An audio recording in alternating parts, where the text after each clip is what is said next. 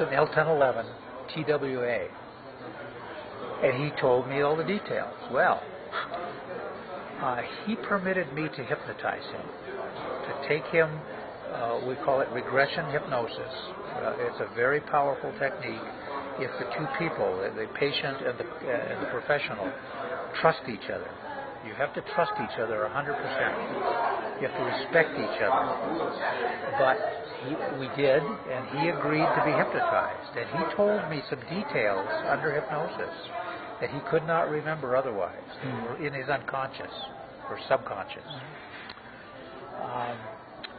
That the object that came towards him, one object, a silver disc, metallical, with a dome on the top, and then black circles evenly spaced around the circumference like this, came very close to his plane and did a very high-speed turn, which I calculated at about 20 Gs, and then went away from him in a climb towards Canada. It came from Canada direction, and it went back to the north. He's over Lake Michigan.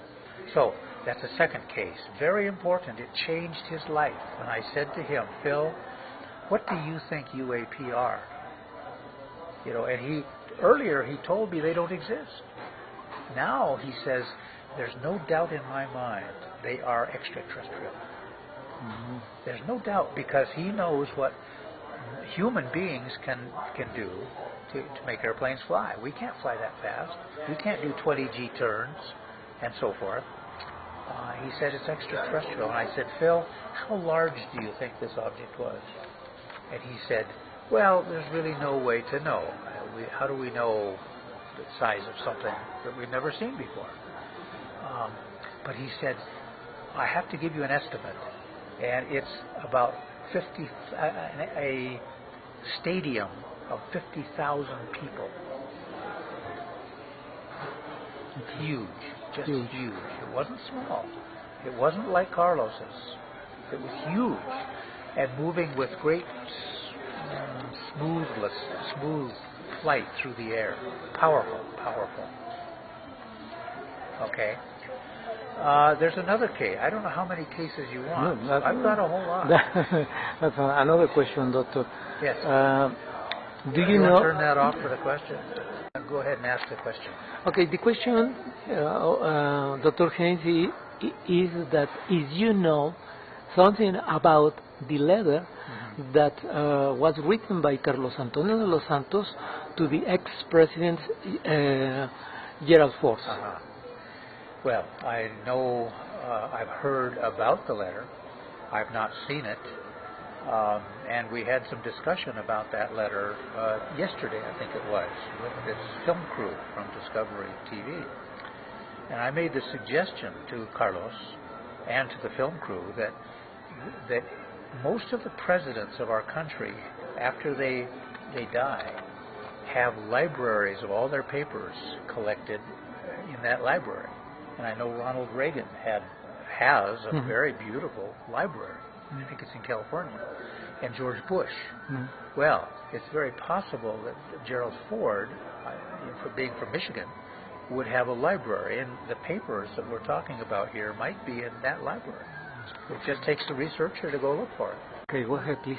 Yeah, when I began working with NASA a long time ago, it was 1964, on the Gemini program, which is a two-man capsule.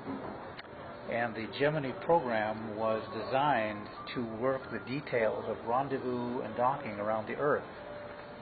For the Apollo program, which was a three-man capsule, so I started with the two-man.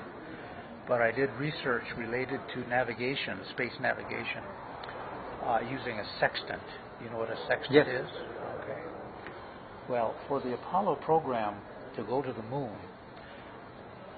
they had to go, here's the Earth and here's the moon out here, about 230,000 miles away. These distances to his drawings, I can calculate angles, and I can compare the angle of this side object with the angle of this side object.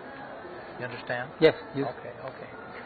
So I can now say if the two objects were the same length or not. Pretty close. Plus or minus a couple, 4 or 5 inches maybe. So anyway, that's one of the techniques I was allowed to do today, and it worked. I think it worked fine. And then after we were all done, and we finished our interview, then we got out of the airplane, and I took the plastic out and put him in my case. Very interesting experiment, Dr. Haines. It works. Very interesting. It works. We want to know if you know the cases about the what happened in Vietnam War. Yes. That many American pilots reported some strange thing or UAP. UAP. Okay. Yes, that's an important question. And let me begin by saying that I wrote an earlier book about the Korean War. You know about that. I've been very interested in the hypothesis that OVNI or UAP are attracted to the war area, the countries that are fighting each other, to find out our technology, to find out our war weapons, and so forth, rockets and so forth. So I started collecting reports from the Vietnam War period from Southeast Asia about 8-10 years ago. And I wanted to write a book on the subject, but I kept getting so many reports that I don't have a book finished yet. But I have about that many reports from Vietnam. Very good reports from pilots, Marines, sailors, GIs, soldiers, soldats. Very, very important. And I hope I'll live long enough to finish the book.